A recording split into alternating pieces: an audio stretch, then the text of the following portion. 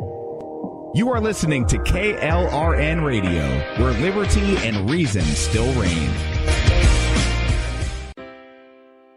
Most writers and radio show hosts know that to connect with your fans, you need to do more than just write books or record the latest podcasts. There are many different elements that go into forming an online platform, but there are also many hidden traps. To make matters worse, solid advice on how to survive the muddy waters is scarce. In the book Hidden Traps, I talk about some of the important issues of working with an online platform, highlighting traps that could put your physical or internet security at risk or be harmful to your reputation. Are your social media posts just links with a few disjointed words, making you look like someone who can't complete a sentence?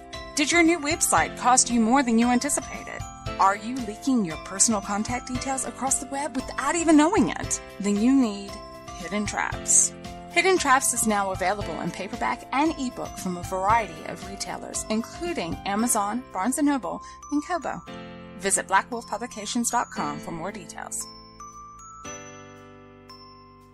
If you're 85 or younger, would you like peace of mind and comfort for your family? We're Final Expense Direct with an urgent message for you. The average funeral today costs over $8,000, but the most you'll get from government benefits is $255. How will your family pay the difference? We can help. Our senior plans start as low as just $1 a day and pay up to $30,000 for a funeral and other final expenses. Peace of mind is easy. There's no medical exam. You'll have lifetime coverage, and your plan can't be canceled as long as you pay your premiums. Call now for free information about our senior plans. Answer a few simple questions and receive approval right on the phone. Plus, call right now and we'll give you a discount prescription card for free. Call 800-553-8687. That's 800-553-8687. Again, 800-553-8687.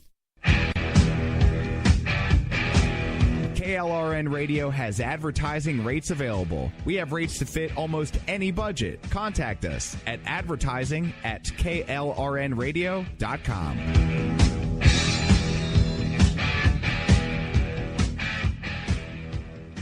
Everyone loves liberty. Our rights come from God, not the government. So why are you letting other people tell you what's best for your health care? Exercise your freedom with Liberty Health Share. Liberty Health Share is a community of people who voluntarily share one another's medical costs. Liberty Health Share is founded on the idea that most people truly want to help one another. Healthcare sharing allows members to do just that as a true community that supports one another in times of need. Liberty believes people should make decisions for themselves and their families. Members are able to take back the freedom to make their own decisions about their health care. Freedom from guilt or doubt about how your money is used. You have the freedom to direct your health care, not to be dictated to by bureaucrats. Stop letting others tell you what to do and join a community of like-minded people. Exercise your freedom. Join Liberty Health Share and take back the control of your health care while helping those around you. Call Liberty at 855-58-LIBERTY. Again, that's 855-58-LIBERTY for more information, or you can check them out at libertyhealthshare.org. Again, that's libertyhealthshare.org.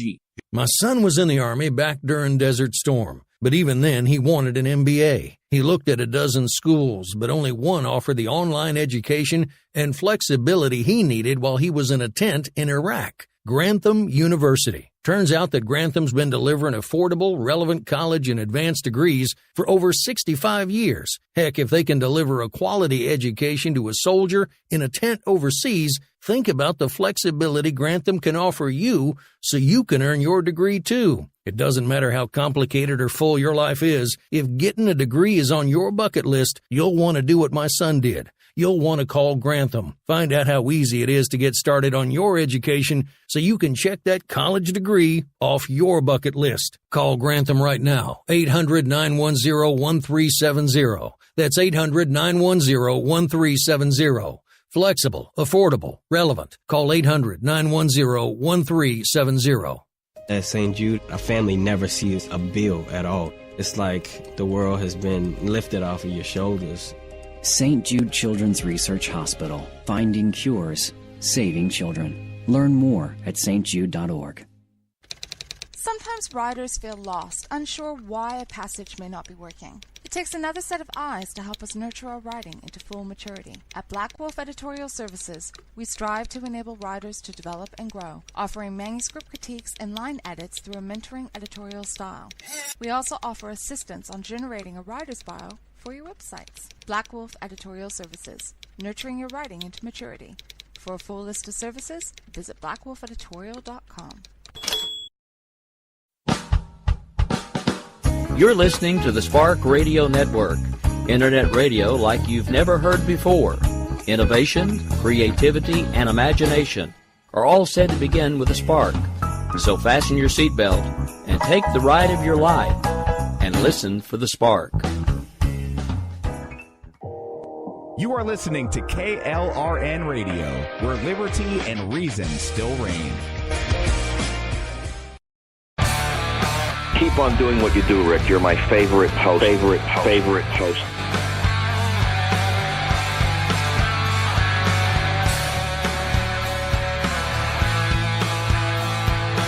You know this freedom is anything but free.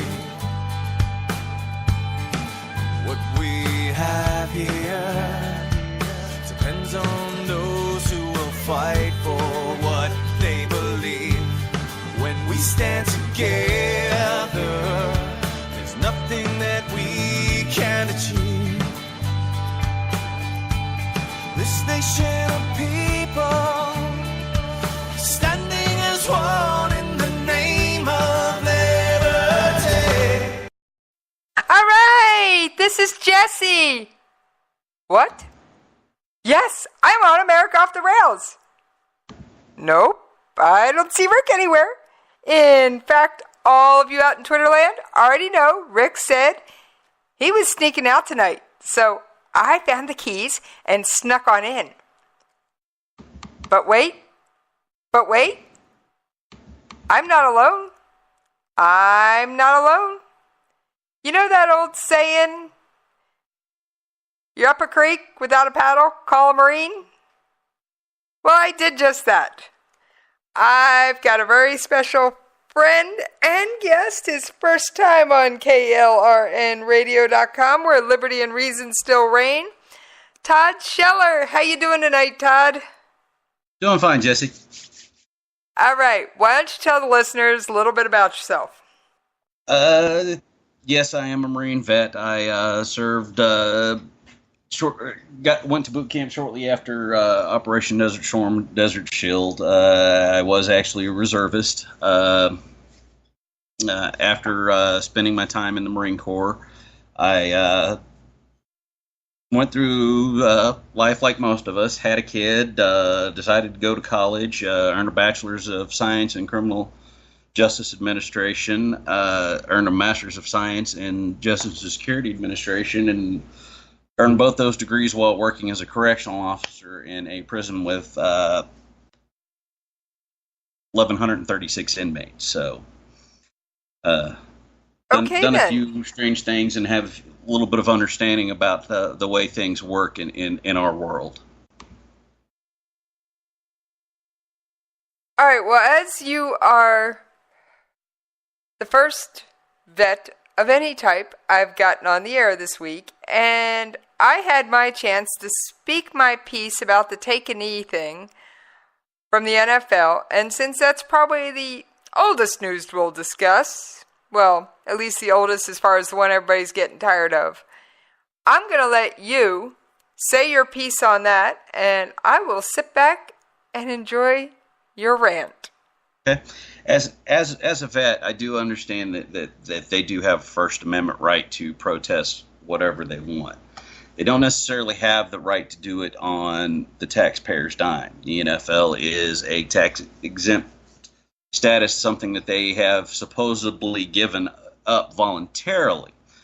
But they also, most of the teams play in stadiums that get tax subsidies. You're getting paid to play a sport and entertain people.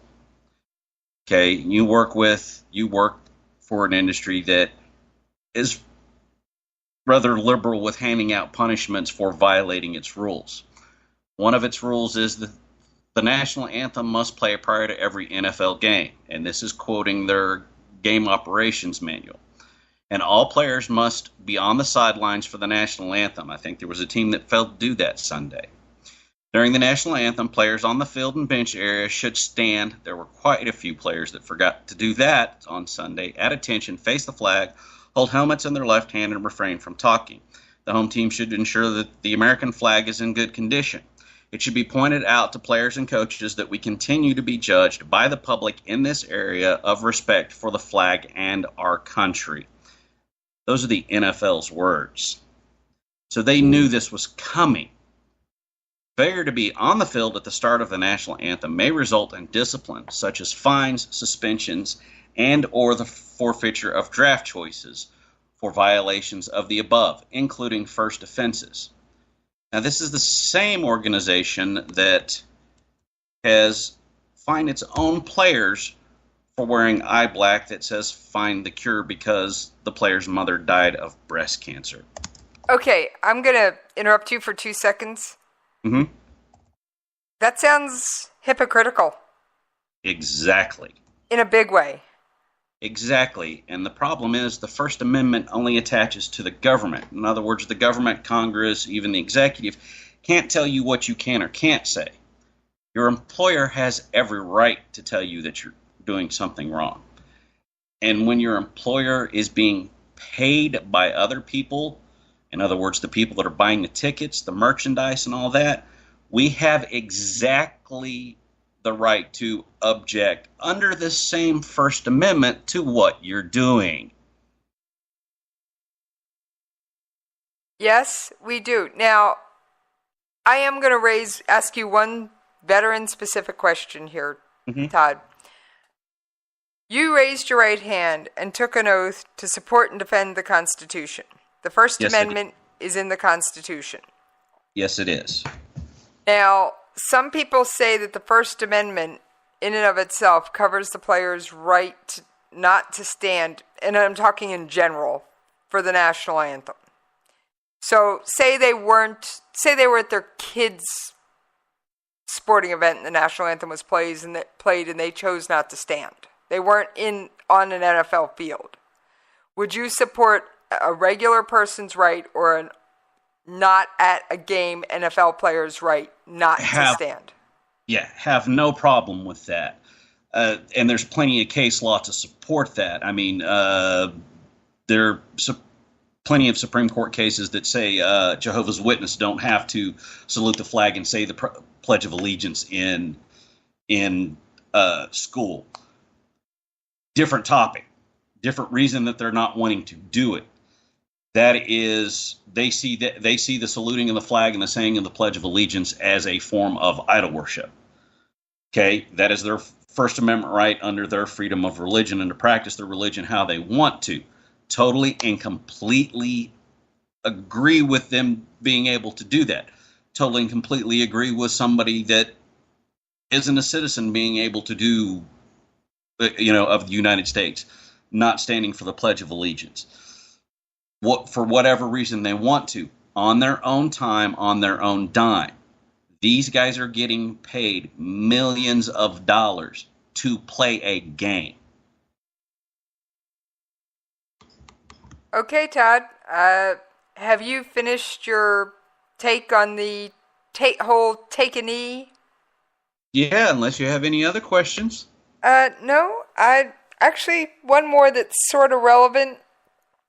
And I'm going to tie it into something else here in a minute. And it crushes my heart every time I see it.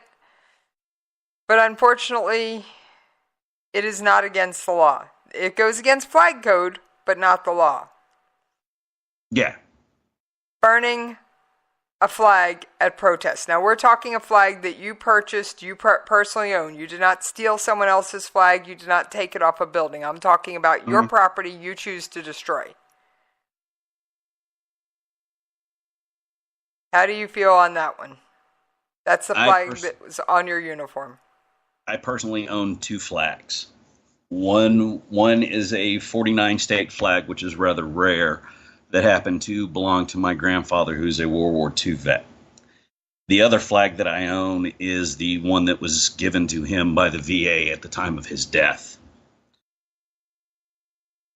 To see that kind of disrespect for our flag and the symbols for our country hurts even more than these guys that want to gripe and complain because they don't necessarily agree with, and the players are no longer protesting oppression and police brutality or anything like that. What they protested Sunday was the fact that they don't agree with what Donald Trump tweeted.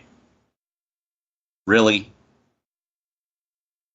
You know, do we have some issues? Do we have some issues in our criminal justice system with the way that people that look different than everybody else are handled?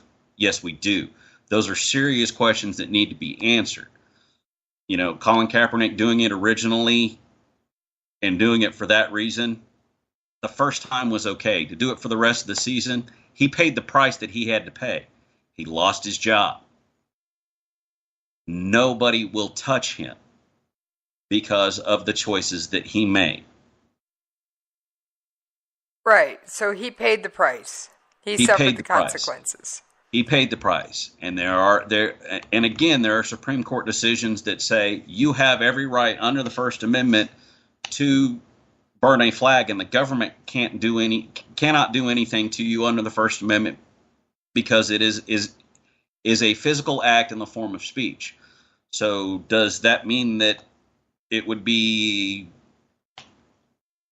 the same right for an individual viewing that to do his physical act in a form of speech to stop that? Well, I'd have to defer to you on that, but I would have to say that if you took that flag out of that person's hand or physically attacked them, then that would be grounds for assault. It would be grounds for assault, but why can't I use the same argument that I was just using the First Amendment? That's where these people that are using the First Amendment as an argument. Remember, the First Amendment only attaches to the government. It doesn't attach to me as a private citizen. Okay, or anyone else as a private citizen. Yes, to physically violate them would be assault. But you also have the famous case of the Chicago Cubs player when, in the 1970s, two guys were going to burn an American flag on a Major League Baseball field. And the outfielder, I want to say it was Roy Mundy, ran up and took the flag away from them. Never made contact to either one of them, but before they could light it, took it away from them. He in no way, shape, or form violated any law. Okay. All right. Well, I happen to agree with you on your position on flag burning. In fact, I have a T-shirt that has an American flag on it. Mm-hmm. And the only thing it says on that T-shirt is, try burning this one. Mm-hmm.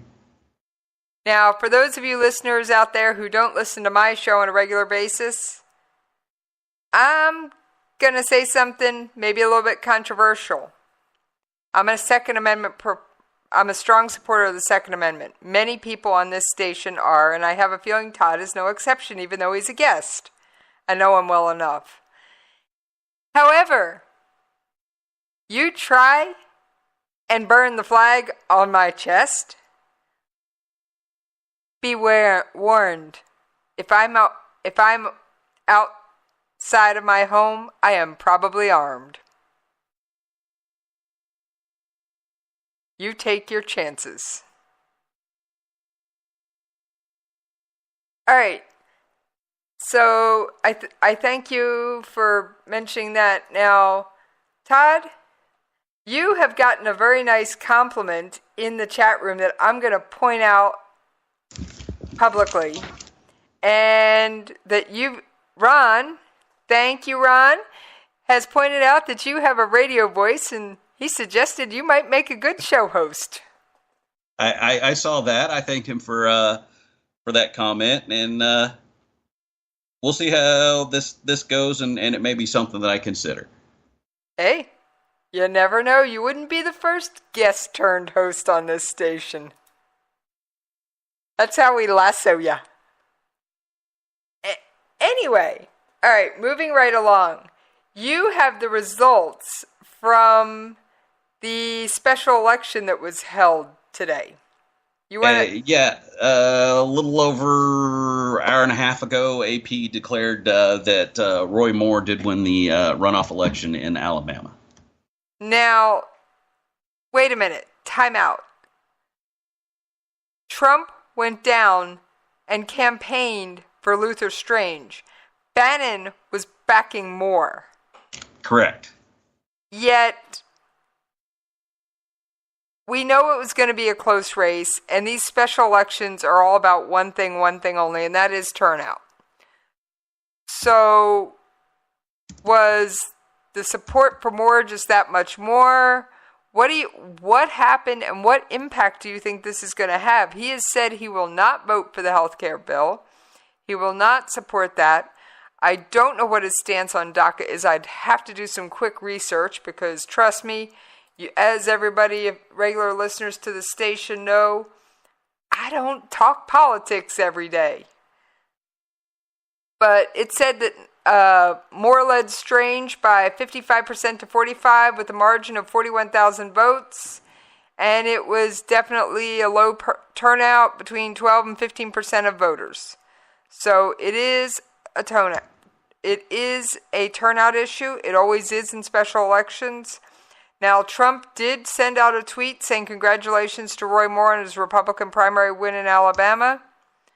And he also said Luther Strange started way back and ran a good race. He also told Moore to win in December. Now, you'd pointed something out to me while we were getting ready to kick this thing off. And I think it bears repeating on air.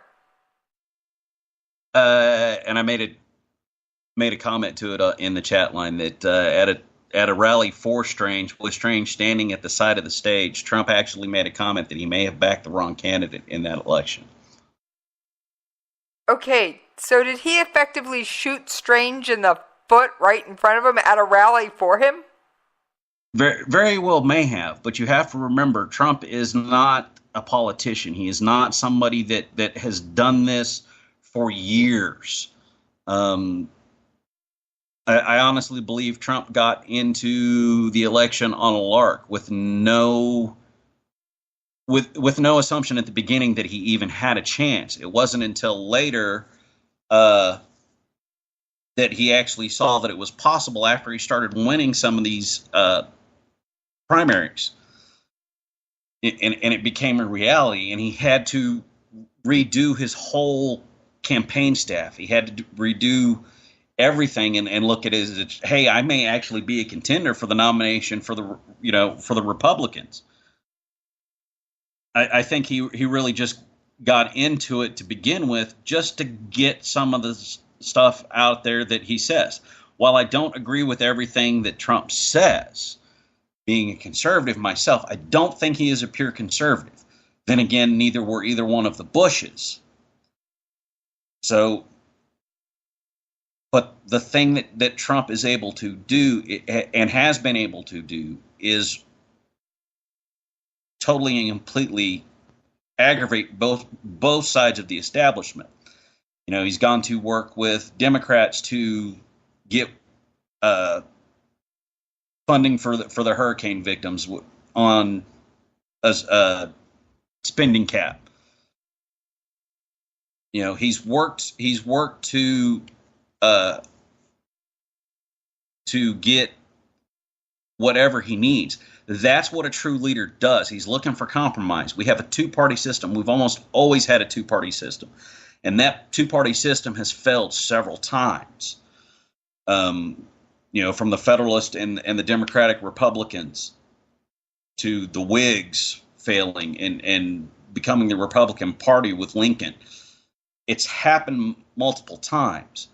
What needs to be done and what conservatives should want to do is this shakeup, so that way we can actually show the divide between Republicans and Democrats. There's conservatives in both parties. I gotta interrupt here for 1 second. The regular host on this show says Republicans and Democrats at this point, they're so close, it's almost a uniparty, and there is no viable difference. And I know for a fact that there are several members on this station who are working with the Federalist Coalition to try and support more constitutionally and Federalist paper-oriented candidates. Now, they're not working with the Federalist Party. This is a coalition that can support individual candidates as they see fit.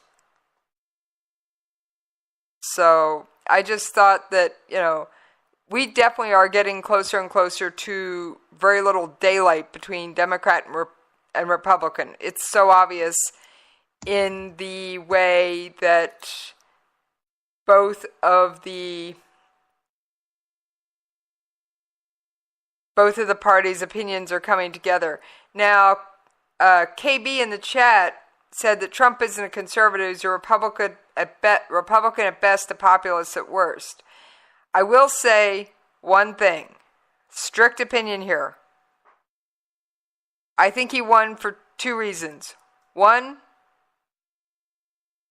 he wasn't politically correct. Two, he wasn't Hillary. And the second one probably being the most important. Most Americans were tired of the Bush Clinton cabals, and they didn't want to replace Obama with either one, a Bush or a Clinton. And I can totally agree with that. Now, I have to say that one thing that, yes, Ron, and I'm responding to comments in the chat room. If you're wondering what chat room, it is klrnradio.com/chat. If you're listening live, if you're listening via Memorex, you can find me on Twitter at Jessie's POV, and Rick's Twitter handle is at Radio Host Rick. Yes, he changed it. So you got to kind of keep up with the times. And, of course, you can always find KLRN Radio on Twitter at KLRN Radio. All one word. Thank you very much. Now, I've got to make a point here that Trump's big mistake at that rally was bringing up the NFL. Other than shooting his own candidate in the foot, his second mistake was bringing up the NFL because the NFL took the whole wind out of the sails of whatever he was trying to do for the candidate. And all the media just went NFL, NFL, NFL, NFL, and you didn't hear anything else for days. What do you think about that possibility there, Todd? The media tends to get fixated on the one bone and forget the meat. So that doesn't surprise me. They do tend to act like a dog with a bone, especially on anything and I call them the lamestream media.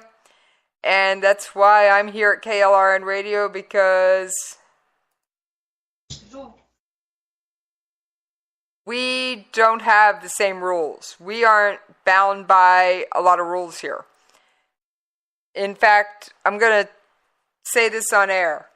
Station Manager Ann does an amazing job. She does her job. She does what she can to support us. But other than the ad rolls, the show intros, and the few things we are required to play, it's our show. The only real rule is on profanity, keep it clean. And if you don't, you're not going to, mark it explicit. So, and we do have certain hours where the explicit stuff's more accepted than others. But, again, we have the freedom and the right on this station to discuss any topic that catches our attention. Now, we are coming up on that commercial break, and I did something I don't always do. I let Todd pick out some bumper music. So we are going to take that commercial break and see you on the other side. They fight and die for our freedom. No one had to ask them to go without a moment's hesitation. For the red, white, and blue. You are listening to KLRN Radio, where liberty and reason still reign. Most writers and radio show hosts know that to connect with your fans, you need to do more than just write books or record the latest podcasts. There are many different elements that go into forming an online platform, but there are also many hidden traps. To make matters worse, solid advice on how to survive the muddy waters is scarce. In the book Hidden Traps, I talk about some of the important issues of working with an online platform, highlighting traps that could put your physical or internet security at risk or be harmful to your reputation. Are your social media posts just links with a few disjointed words, making you look like someone who can't complete a sentence? Did your new website cost you more than you anticipated? Are you leaking your personal contact details across the web without even knowing it? Then you need Hidden Traps. Hidden Traps is now available in paperback and ebook from a variety of retailers, including Amazon, Barnes & Noble, and Kobo. Visit blackwolfpublications.com for more details. If you're 85 or younger, would you like peace of mind and comfort for your family? We're Final Expense Direct with an urgent message for you. The average funeral today costs over $8,000, but the most you'll get from government benefits is $255. How will your family pay the difference? We can help. Our senior plans start as low as just $1 a day and pay up to $30,000 for a funeral and other final expenses. Peace of mind is easy. There's no medical exam. You'll have lifetime coverage, and your plan can't be canceled as long as you pay your premiums. Call now for free information about our senior plans. Answer a few simple questions and receive approval right on the phone. Plus, call right now and we'll give you a discount prescription card for free. Call 800-553-8687. That's 800-553-8687. Again, 800-553-8687. KLRN Radio has advertising rates available. We have rates to fit almost any budget. Contact us at advertising@klrnradio.com.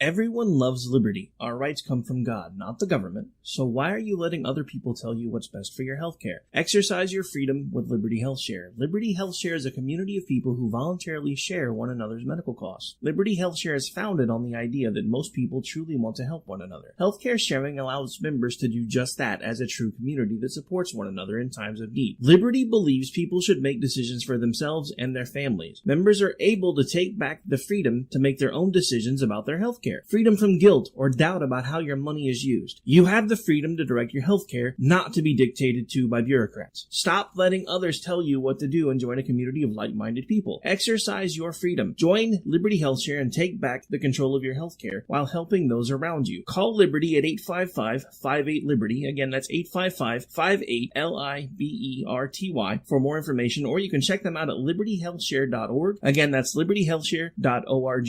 My son was in the Army back during Desert Storm, but even then he wanted an MBA. He looked at a dozen schools, but only one offered the online education and flexibility he needed while he was in a tent in Iraq. Grantham University. Turns out that Grantham's been delivering affordable, relevant college and advanced degrees for over 65 years. Heck, if they can deliver a quality education to a soldier in a tent overseas, think about the flexibility Grantham can offer you so you can earn your degree too. It doesn't matter how complicated or full your life is. If getting a degree is on your bucket list, you'll want to do what my son did. You'll want to call Grantham. Find out how easy it is to get started on your education so you can check that college degree off your bucket list. Call Grantham right now. 800-910-1370. That's 800-910-1370. Flexible, affordable, relevant. Call 800-910-1370. At St. Jude, a family never sees a bill at all. It's like the world has been lifted off of your shoulders. St. Jude Children's Research Hospital. Finding cures, saving children. Learn more at stjude.org. Sometimes riders feel lost, unsure why a passage may not be working. It takes another set of eyes to help us nurture our writing into full maturity. At Black Wolf Editorial Services, we strive to enable writers to develop and grow, offering manuscript critiques and line edits through a mentoring editorial style. We also offer assistance on generating a writer's bio for your websites. Black Wolf Editorial Services, nurturing your writing into maturity. For a full list of services, visit blackwolfeditorial.com. They fight and die for our freedom. No one had to ask them to go without a moment's hesitation. For the red, white, and blue. All right, thank y'all for hanging in there with us while we paid those radio station bills.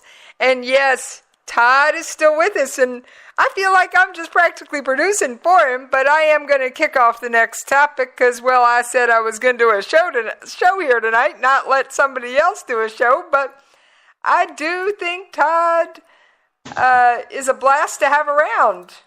So, and I'm going to say, Todd, I will invite you on my show anytime, and I have a feeling Rick will listen to this episode. And you may get invited back to him. Now, the next topic I want to bring up is there is a big brouhaha about cabinet officials taking private jets. And the ones mentioned in the article that I'm looking at are EPA Scott Pruitt and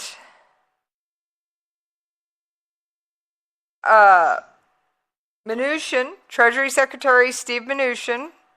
Now, his was the use of military aircraft, and Health and Human Services Director Tom Price is looking into. Tom is reviewing. Health and Human Services Inspector General is reviewing Tom Price's chartered flights.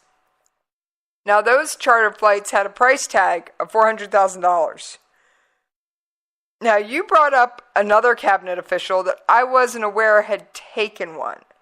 And that was she didn't take a charter flight. Betsy DeVos, the Secretary of Education, owns her own private jet. She has done most of her travel via her private jet. By law, she is allowed to ask for reimbursement for those costs, just like she would be with a private vehicle. Okay? So she's failed to actually ask for reimbursement for that. For the use of her private jet. Okay.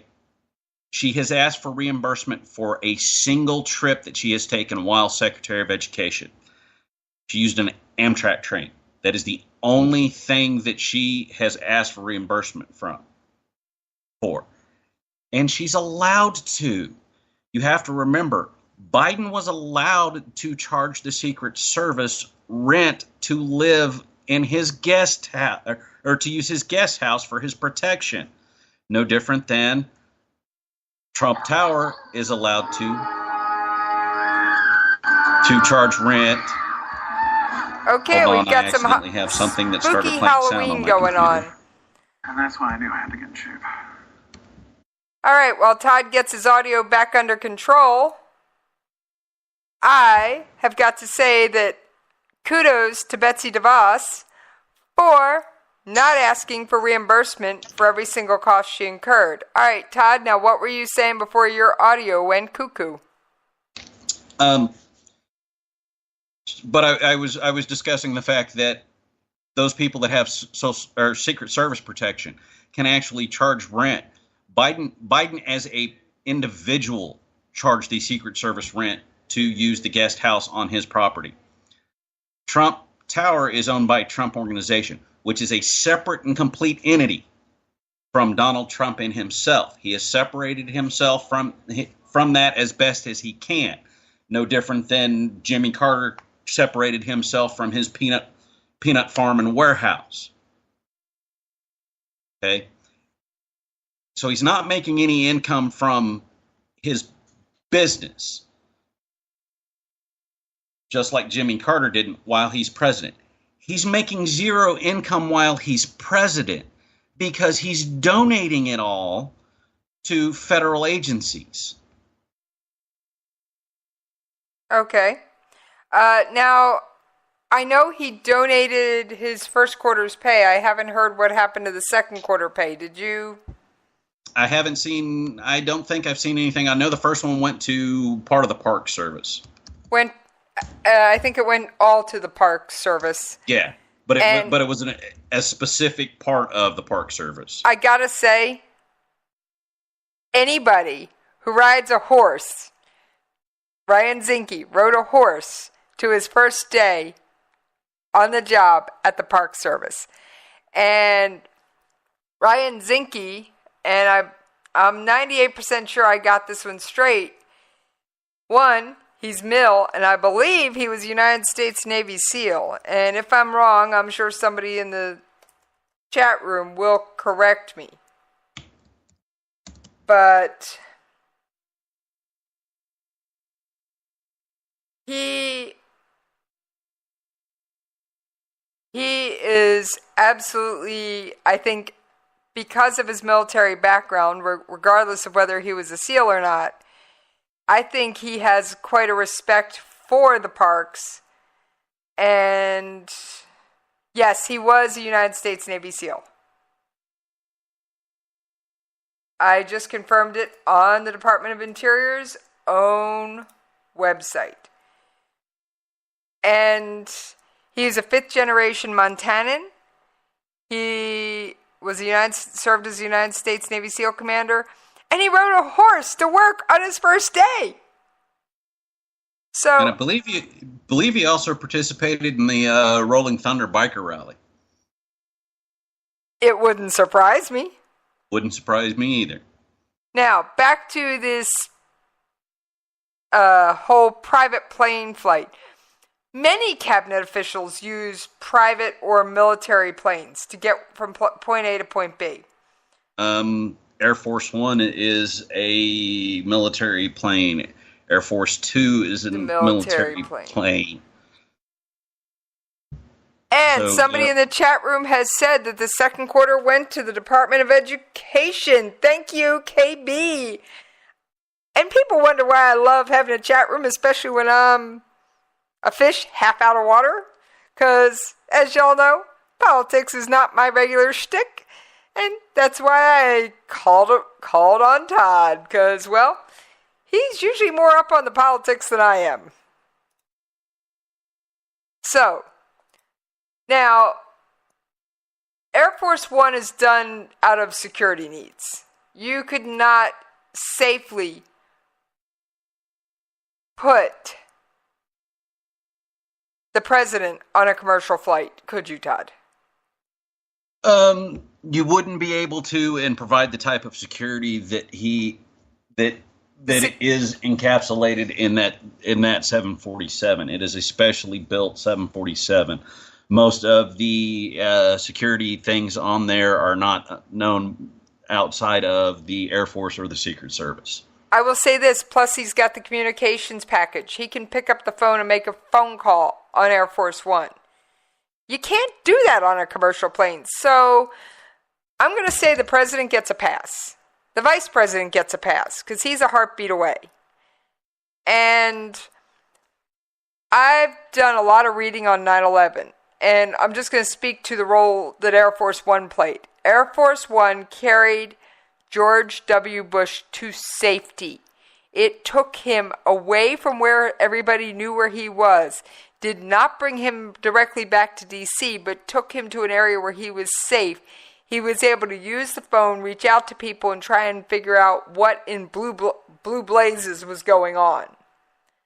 Now, so why is it such an issue when I believe part of the budgets for all these departments are set aside for travel, and in some aspects, yes, Ron, you are correct. Any plane he is on takes on the sign Air Force One. However, the actual Air Force One planes that we all see, know, and love are specially designed. So, but why is it such a big deal? I mean, I'm sure if we look into the records, some of Obama's cabinet did the same thing. Yeah, it's a standard practice for cabinet members to take a chartered flight, because you may have to take staff with you for it, for wherever you're going. Between the staff and between... You're going to want to have them. You can have a meeting during the flight. And you're correct. The military has G20 specifically for that purpose, to funnel dignitaries and that around and move them around the United States. I mean, okay. I'm going to read what the article I picked up on EPA Administrator Scott Pruitt. June 7th was a busy day. He had a trip to Cincinnati with Trump.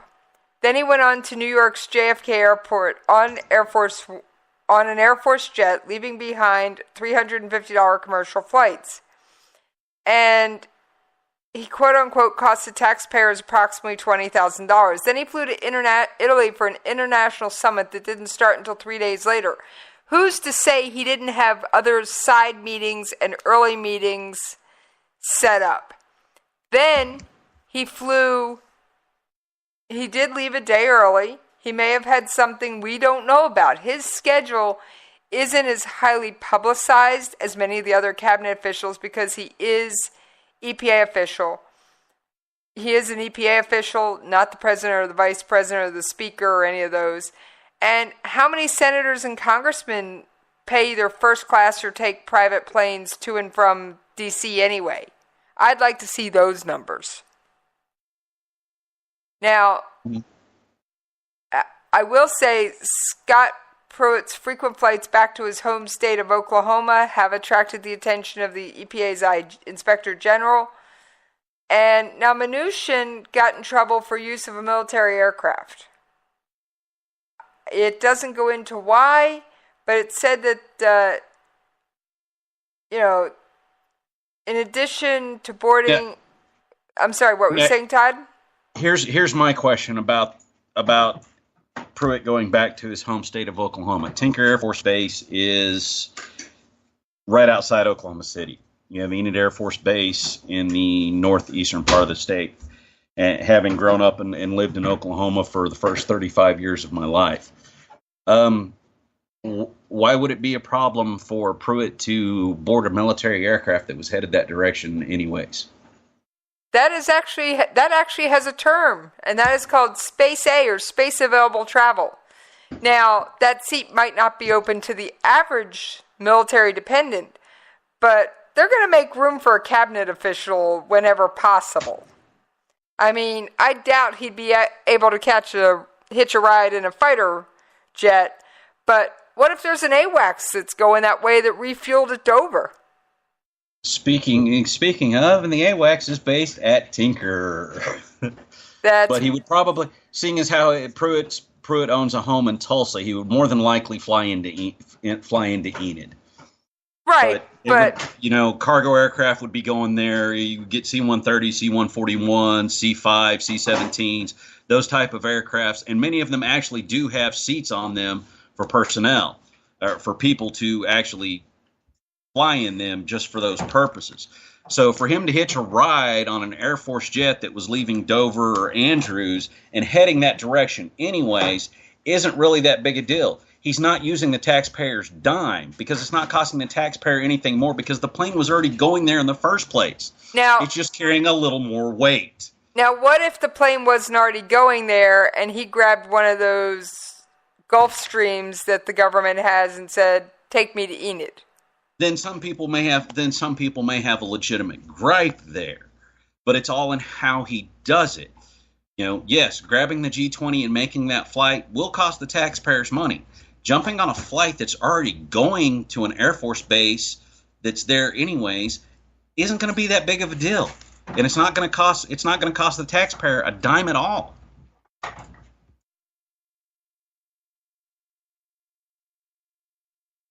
All right. Now, there was a comment brought up in the chat. Even regular military, both enlisted and I'm going to say KB officers can do it too, can get Space A flights, especially in places that are overseas, Okinawa, Korea. They actually have a special chartered private jet that runs from Seattle, Tacoma, out to Hawaii, onto Japan, and then to Korea. So, and it does this loop like twice a week, and then obviously it spends a day or so on the ground and then flies back. It does this twice a week. This is not telling tales out of school, folks. This is publicly available information if you know where to look. So the first person that screams OPSEC at me on Twitter, wrong. Now, we only have about 10 minutes left. So I want to bring up one more topic, because I think we've kicked this one about as far as we need to. There will not be a vote on... Buckle up, Northern Ohio. Cedar Point, here we come. There will not be a vote on the health care bill. There will not be a vote on the health care bill. They have pulled it. They had decided at the last minute not to hold it. And that was the Senate GOP. Senate Republican leaders have decided not to bring their last-ditch Obamacare repeal bill, known as Graham Cassidy, to the floor this week, and are now killing their 7-year effort to dismantle the 2010 health care law, either the Affordable Care Act, more commonly called Obamacare. And quite frankly, they said, we didn't have the votes. We made the decision, since we don't have the votes, we won't hold the vote. Now, there were 3 Republicans came out against the latest version: McCain, Kennedy, and Susan Collins of Maine. Republicans could only afford 2 defections, assuming all Democrats were going to oppose them. Todd, should they have pulled the bill or gone down in flames? It's useless to have a vote when you know you don't have the votes to pass it. Quit wasting our time. Write a bill that will pass. All right. What do you think should... I think it should be just a flat-out repeal. Skip this replace noise. They've already sent...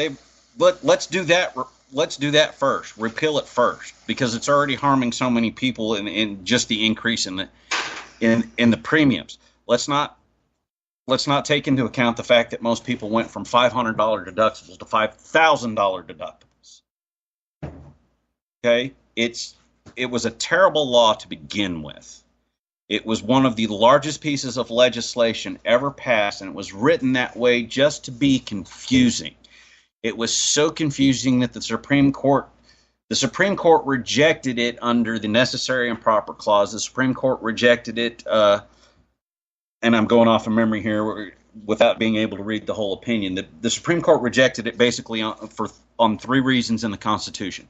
The only reason Roberts upheld Obamacare and the majority upheld Obamacare was the fact that it includes a tax. Even if you're going to call it a penalty, if you're going to make the IRS collect it, it is still a tax in the end. So quit playing games. Write a bill that will actually pass.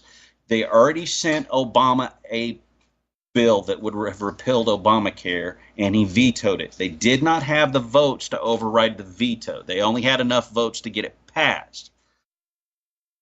They can. I didn't hear about that. What was in it that made him veto it? Because it was his signature legislation that they were repealing. There was no way that he was going. Obama, okay. Yeah, sorry. Obama. So they didn't send it to Trump, but they could basically take the exact same bill, change the date on it, re-vote on it, they've got they had the votes to pass it the first time. There's no reason why they shouldn't have the votes to pass the exact same bill with the exact same words and send it to a different president. I agree. I mean, and I think that is something that most of them would support.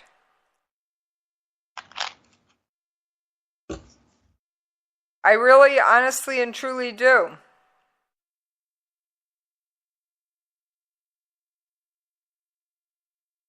So, that's the best thing to do is just repeal it totally and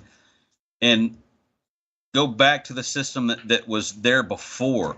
We can deregulate some of the things. Start allowing health insurance to be sold across state lines.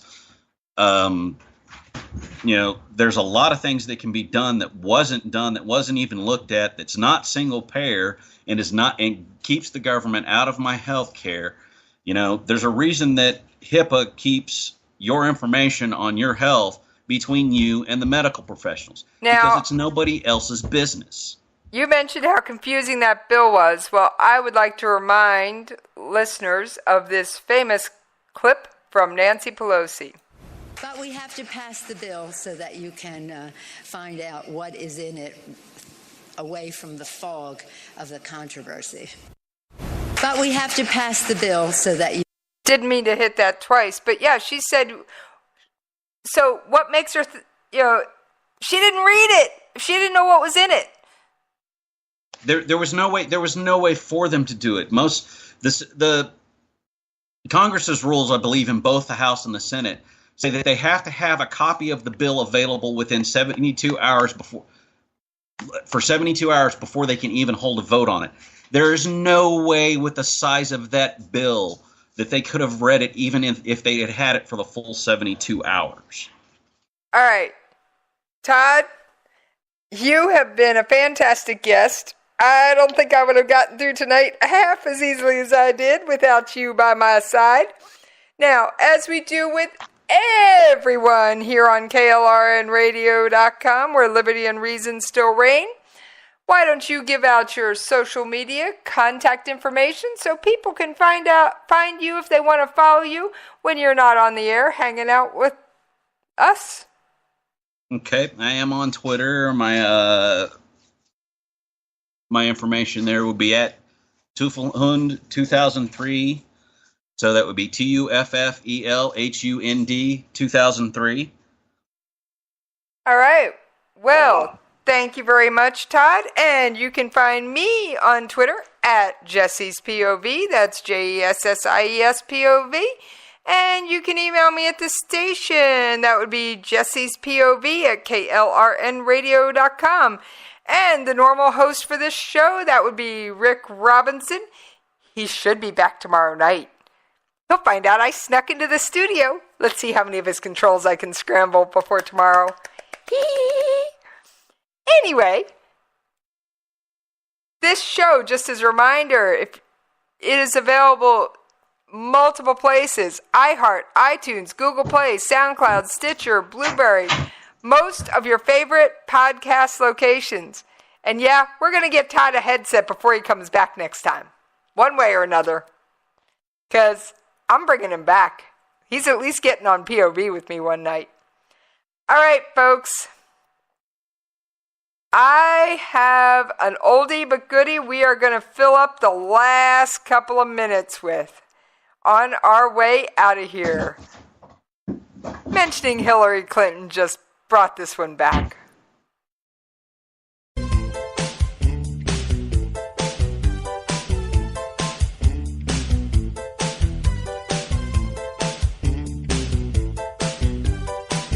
She's a very slinky girl, the kind you don't want for Commander-in-Chief. She will never let her guard down, says it's her turn to be leader. Oh girl, she likes her emails to be secret. She says it's none of your damn business. When she makes her move to conceal, it's Miss Half-Time. She's never done no wrong. Oh no, that girl is pretty brave now. The girl's a super sneak, the kind of girl you vote for. liberals are so weak. That girl is pretty sleazy. That girl's a super sneak. I'd really love to trust her, but I'm not that weak. She's not right, not that right. That girl's not right with me. Yeah. Hey, hey, hey, hey, hey. She's